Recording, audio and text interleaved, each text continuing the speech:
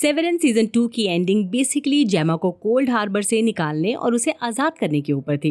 Episode का major part यानी 76 minute का रन टाइम इनी मार्क और आउटी मार्क के बीच आर्गुमेंट में चला गया। आउटी मार्क चाह रहा था कि इनी मार्क अपनी एग्जिस्टेंस सेक्रीफाइस करे ताकि वो अपनी वाइफ जेमा से दोबारा मिल सके, पर इनी मार्क को लग रहा था कि अगर उसने आउटी मार्क की बात मानी तो उसकी खुद की आइडेंटिटी रीइंटीग्रेशन प्रोसेस में हमेशा के लिए खत्म हो जाएगी, और इसका मतलब ये भी था कि वो कभी हेली से नहीं मिल पाएगा, जो उसके लिए काफी इम्पोर्टेंट थी। इस वजह से वो ये सब नहीं करना चाहता था। लेकिन जब हारमनी ने इनी मार्क को एक शॉकिंग ट्रुथ बताया, ल्यूमन में उसका काम जेमा के 24 अलग अलग इनीज बनाने का था और 25th वर्जन कोल्ड हार्बर के लिए रेडी हो रहा था, ये सुनकर शायद इनी मार्क को लगा कि कम से कम वो जेमा को तो बचा ही सकता है। प्लान ये था, इनी मार्क एमडीआर डिपार्टमेंट में जाएगा, कोल्ड हार्बर प्रोजेक्ट कंप्लीट करेगा, एक्सपोर्ट एलिवेटर पर जाएगा और आउटी मार्क में स्विच करेगा और आउटी मार्क बनकर जेमा को रेस्क्यू करेगा। फिर वापस इनी मार्क बनेगा और जेमा को लेकर ल्यूमन से भाग जाएगा। अब सवाल ये है, क्या मार्क अपना प्लान सक्सेसफुली एग्जीक्यूट कर पाया? क्या हमें फाइनली पता चला कि ल्यूमन जेमा के साथ एक्चुअल में क्या कर रहा था? और 7th फ्लोर के सारे इनीस का क्या हुआ? चलिए ये सब एक्सप्लोर करते हैं।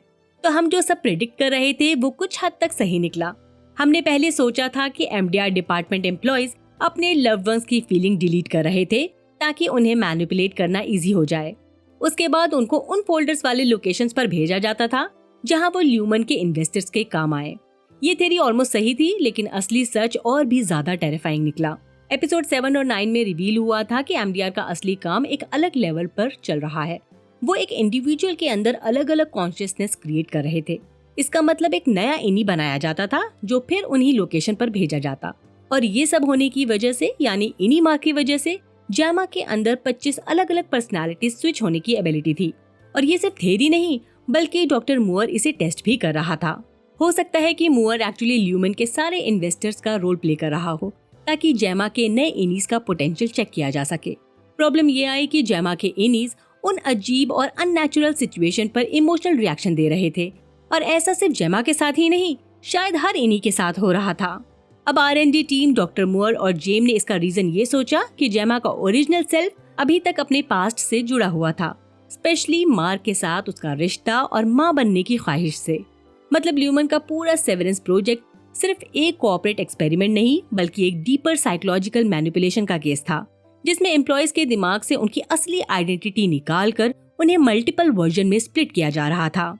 तो लगता है कि कोल्ड हार्बर एक्सपेरिमेंट का असली मकसद एक इनी और उसके आउटी के इमोशनल कनेक्शन को इरेज करना था। एमडीआर एम्प्लॉयज जो फाइल्स रिफाइन कर रहे थे वो असल में एक ब्रेन वॉशिंग प्रोसेस का हिस्सा था, जो इनी और आउटी के बीच के छुपे हुए इमोशनल थ्रेड को तोड़ने के लिए डिजाइन किया गया था। और जब मार्क ने कोल्ड हार्बर फोल्डर कंप्लीट किया तो मूअर ने अपनी थ्योरी टेस्ट करनी शुरू की। सबसे पहले उसने जेमा को वही कपड़े पहनाए जो उसने कार एक्सीडेंट के वक्त पहने थे। फिर उससे एक बेबी कॉट अलग करवाया, लेकिन सिर्फ तब जब वो एक नए इनी मोड में थी। ये टेस्ट इसलिए था कि अगर जेमा का नया इनी ये काम बिना किसी इमोशन के कर सके, मतलब बिना मदरहुड या पास्ट की यादों के असर से, तब एक्सपेरिमेंट कामयाब होगा। जब जेमा ने कॉर्ड डिसमेंटल कर दिया बिना कोई इमोशनल रिएक्शन दिए, तो मूअर और जेम को लगा कि इनका पहला इमोशनल लेस इनी बन गया है। लेकिन ट्विस्ट तब आया जब आउटी मार्क कोल्ड हार्बर रूम में आया और उसने जेमा से कहा कि वो उसके साथ चले ताकि आउटी जेमा अपनी पुरानी लाइफ वापस पा सके। अगर कोल्ड हार्बर कामयाब होता तो जेमा वहाँ इमोशनल लेस खड़ी रहती, लेकिन उसने मार्क के साथ जाना चूज किया। मतलब इमोशनल थ्रेड अभी भी एग्जिस्ट करता था और एक्सपेरिमेंट फेल हो गया।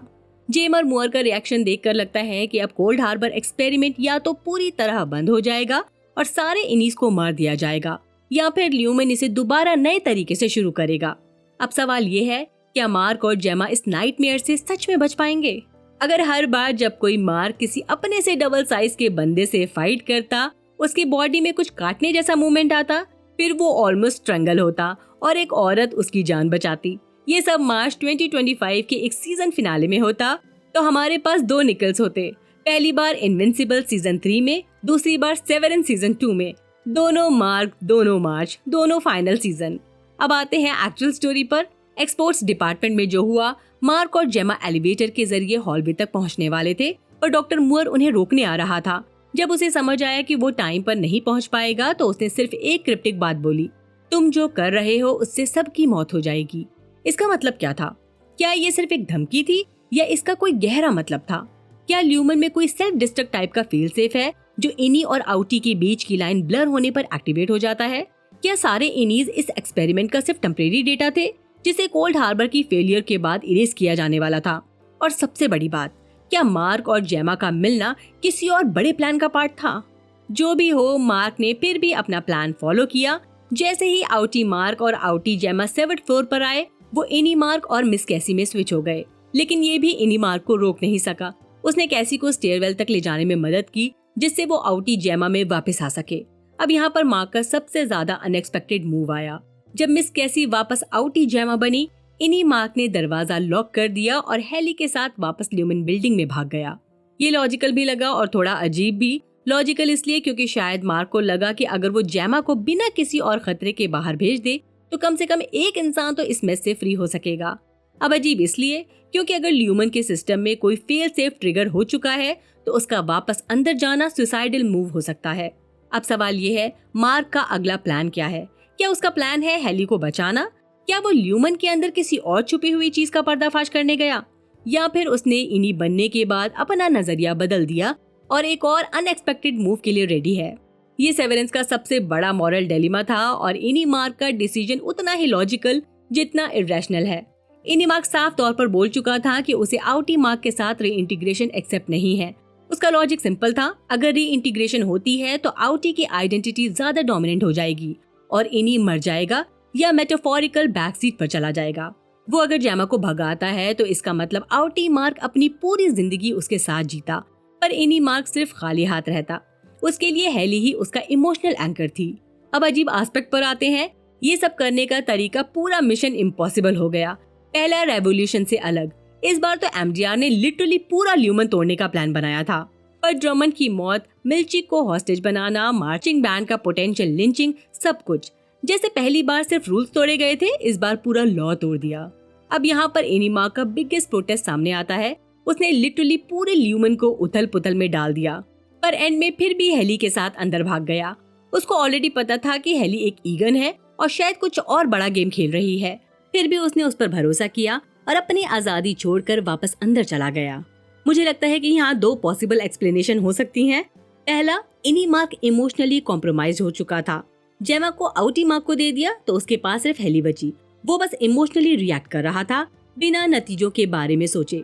दूसरा, हेली के अंदर कुछ और चल रहा है जो मार्क नहीं जानता। शायद ये उसका रियल प्लान है। हो सकता है वो मार्क को इस प्लान में इस्तेमाल कर रही है।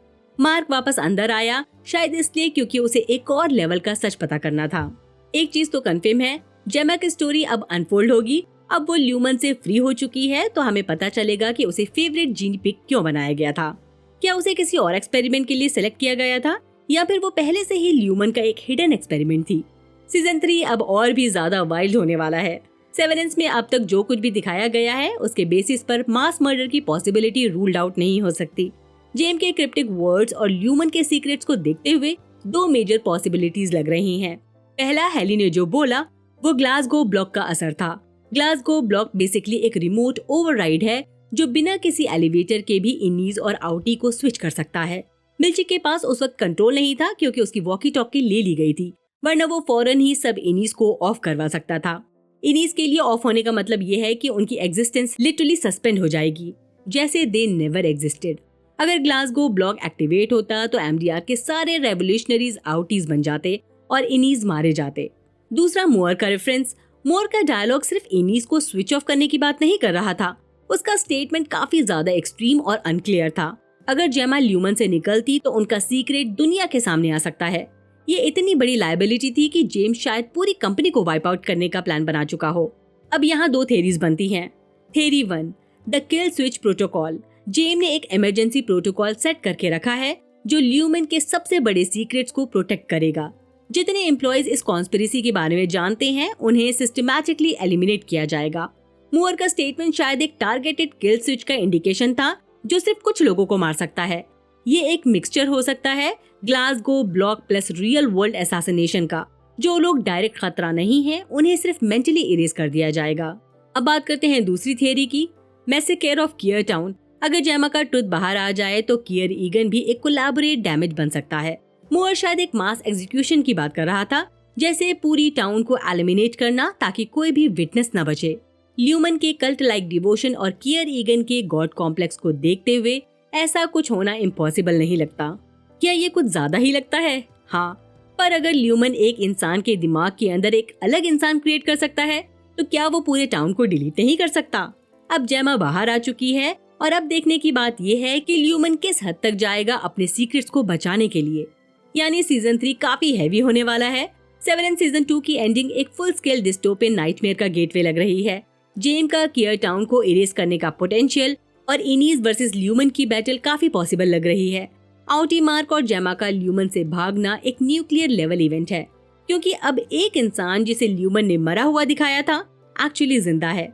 जेम के पास अब दो ऑप्शंस हैं, या तो ल्यूमन की एग्जिस्टिंग पावर स्ट्रक्चर को सिक्योर करने के लिए ब्रूटल बनकर दबाव डाले, या तो वहाँ से निकल जाए और अपना सीक्रेट एम्पायर कहीं और स्टैब्लिश करे।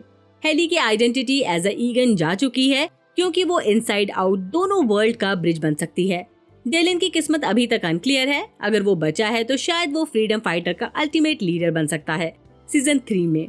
इसके साथ ही ये वीडियो यहीं खत्म होता है। मेरा वीडियो आपको कैसा लगा कमेंट सेक्शन में जरूर बताएं। अगर पसंद आया हो तो लाइक करें, चैनल को सब्सक्राइब करना न भूलें और साथ ही बेल आइकन भी दबा दें, वरना आपको नोटिफिकेशन नहीं मिलेगी। बाय, अपना ख्याल रखिए।